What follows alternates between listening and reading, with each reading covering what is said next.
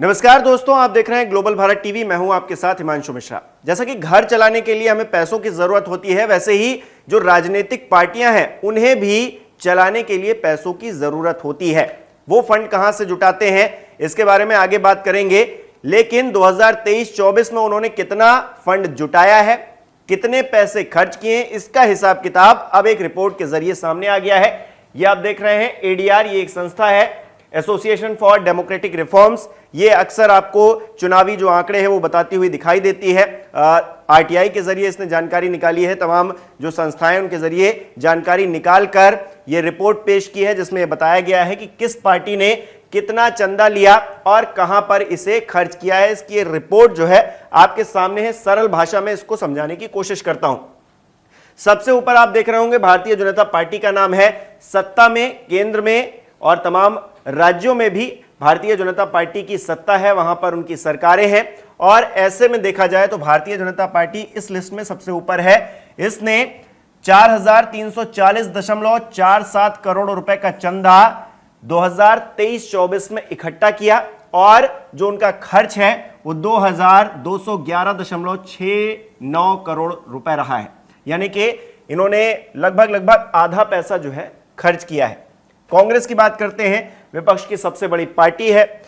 उसके पास चंदा आया 1225.12 करोड़ का, जबकि खर्च रहा 1025.25 करोड़ का। इसी तरह सीपीआईएम का देखें, कम्युनिस्ट पार्टी का देखें तो 167.636 करोड़ रुपए इनको चंदा मिला तमाम रिसोर्सेज के जरिए, और ये खर्च जो इनका रहा है वो 127.283 करोड़ रुपए रहा है। इसके अलावा अगर बात करें बीएसपी की तो 64 करोड़ रुपए जो है इनके पास, थोड़ा ज्यादा मान लीजिए 64.7798 करोड़ रुपए इनके पास आए, जबकि इन्होंने 43.18 करोड़ रुपए खर्च किए हैं अपनी पार्टी पर। तमाम जो मैंने जैसा कि आपको बताया कि तमाम जो बड़े नेता होते हैं उनकी रैलीज पर खर्च होता है, पार्टी का जो फंड होता है उसी से ये सब खर्चे होते हैं। आम आदमी पार्टी की अगर बात की जाए, जो अभी हाल ही में दिल्ली का चुनाव हारी भी है, 22.68 करोड़ रुपए इनके खाते में आए हैं, पार्टी के खाते में आए हैं चंदे के तौर पर, और 34.09 करोड़ रुपए इन्होंने खर्च किए हैं। यह बड़ी हैरानी की बात है कि आम आदमी पार्टी के पास चंदे के तौर पर 22 करोड़ रुपए ही आए और इन्होंने जो खर्च किया है वो 34 करोड़ रुपए का किया है। इसके अलावा एनपीपी की अगर बात करें तो इनके पास 0.2244 करोड़ रुपए इनके पास आए हैं, 1 करोड़ के आसपास इन्होंने भी खर्च किया है। इनकी भी देखिएगा तो यहाँ पर जितनी इनकी चंदे से कमाई नहीं हुई है उससे ज़्यादा इन्होंने खर्च किया है। तो दो पार्टियां इसमें आपको ऐसी दिख रही होंगी 6 में से, जिनके पास चंदा कमाया है लेकिन इन्होंने खर्च ज़्यादा किया है।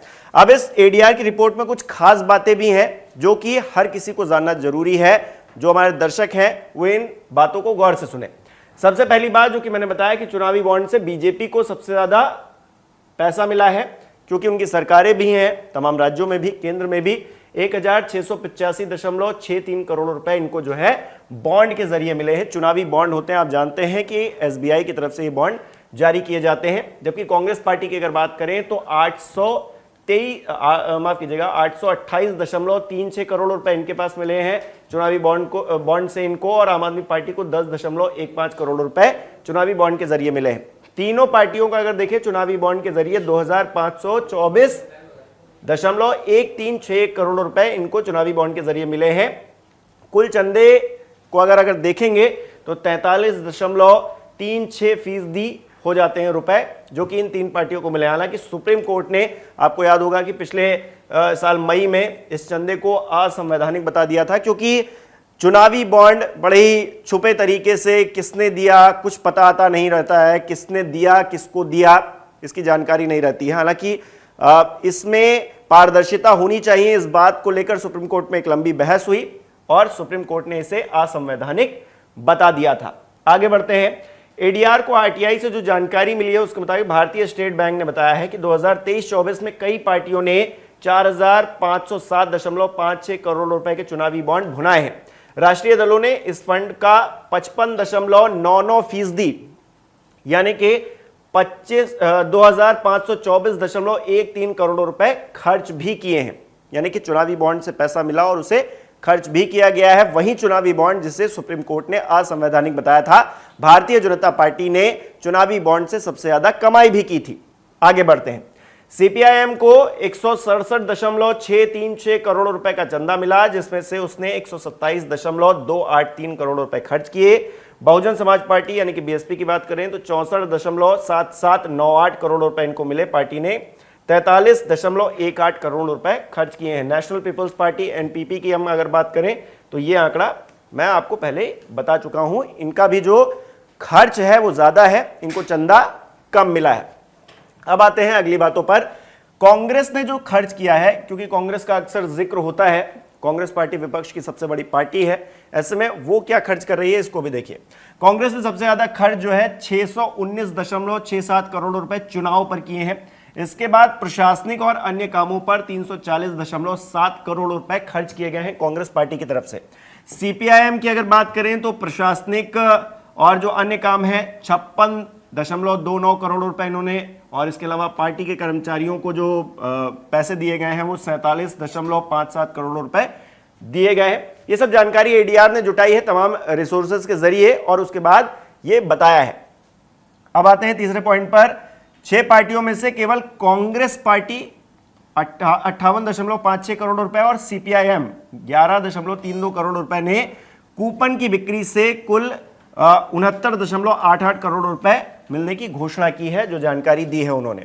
सीपीआईएम और कांग्रेस और भाजपा की ऑडिट रिपोर्ट 12 से 66 दिनों की देरी से पेश की गई है। रिपोर्ट में कहा गया है कि राष्ट्रीय दलों के बीच सबसे आम खर्च चुनाव और प्रशासनिक खर्च ही रहा है, यानी कि चुनावी दौर में जो पैसा खर्च किया जाता है, आपको याद होगा कि कहा जाता था एक दौर में कि अमेरिका का इलेक्शन जो है बड़ा महंगा होता है, लेकिन अब उससे आगे हम निकल गए हैं। 2024 के आंकड़े अगर आप देखेंगे लोकसभा चुनाव के या फिर राज्यों में भी जो इलेक्शन होते हैं वो कई देशों के इलेक्शन से ज्यादा खर्चीले हो गए हैं। किस तरह से पानी की तरह पैसे को बहाया जाता है, तमाम जगहों पर बहाया जाता है, वो प्रचार के लिए बहाया जाता है, वो एडवर्टीजमेंट में बहाया जाता है, तो वो एक अलग बात है। हालांकि हर पार्टी ऐसा करती है, कोई नई बात नहीं है। कांग्रेस की अगर बात करें स्पेसिफिक, तो कांग्रेस ने इलेक्ट्रॉनिक एडवर्टीजमेंट पर 207.94 करोड़ रुपए खर्च किए हैं, जबकि प्रिंट एडवर्टीजमेंट पर 43.73 करोड़ रुपए खर्च किए हैं। ये कांग्रेस पार्टी वही पार्टी है जो भारतीय जनता पार्टी पर प्रचार करने का आरोप लगाती है कि आप देखिए कि कितना पैसा कहां पर इनको प्रचार के लिए बहाया जा रहा है, सिर्फ फेस वैल्यू बढ़ाने के लिए चीजें की जा रही हैं। तो कांग्रेस पार्टी पीछे नहीं है। 207.94 करोड़ रुपए कोई छोटी रकम नहीं होती है। इतने पैसे इन्होंने दे दिए हैं इलेक्ट्रॉनिक एडवर्टीजमेंट पर, और प्रिंट की बात करें तो 43 करोड़ रुपए वहां पर भी दिए गए हैं। तो अगर कुल मिलाकर अगर देखें तो इनका 250 करोड़ रुपए इन्होंने ऐसे ही बहा दिए हैं एडवर्टीजमेंट पर, और ये कहते हैं कि भारतीय जनता पार्टी सबसे ज्यादा एडवर्टीजमेंट करती है, तो कहीं ना पीछे नहीं है ये। इसके अलावा अगर बात की जाए प्लेन और हेलीकॉप्टर पर, पार्टी ने 62 करोड़ रुपए 62.65 करोड़ रुपए, जबकि अपने उम्मीदवारों की वित्तीय मदद में 238.55 करोड़ रुपए खर्च किए हैं।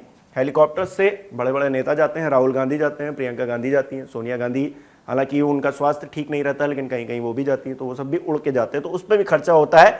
वो भी जो है ये लोग इस तरह से करते हैं।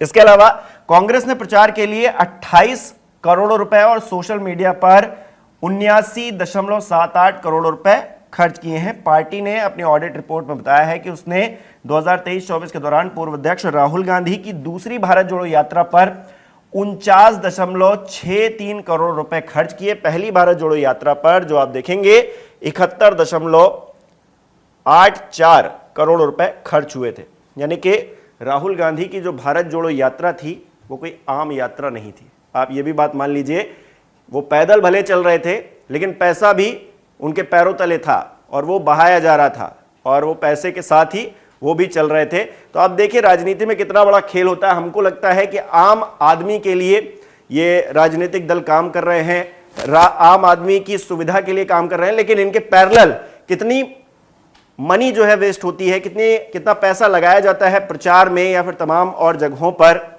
उसका ये जीता जागता सबूत ये रिपोर्ट जो मैंने आपको बताई।